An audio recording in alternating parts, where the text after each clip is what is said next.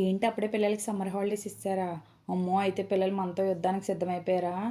వాళ్ళు మనతో యుద్ధం చేయకుండా ఉండాలంటే ఈ వాటర్ మిలన్‌తో ఐస్ క్రీమ్ ఇంకా కుల్ఫీ చేసి ఫ్రిడ్జ్‌లో పడేయండి. మారు మాట్లాడకుండా తినేసి పడుకుంటారు. ఒక పెద్ద సైజ్ పుచ్చకాయని తీసుకోండి. అందులో సగం కాయని తీసుకుందాం. మిగతా సగం కాయని జ్యూస్ చేసుకుందాంలెండి.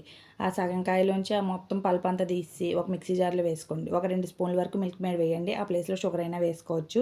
ఒక 2, 3 స్పూన్ల వరకు ఫ్రెష్ క్రీమ్ వేసుకోండి. దాని ప్లేస్‌లో మీగడైనా వేసుకోవచ్చు. ఒక మిక్సీ జార్‌లో వేసుకొని మొత్తాన్ని మెత్తగా తయారు చేసుకోండి.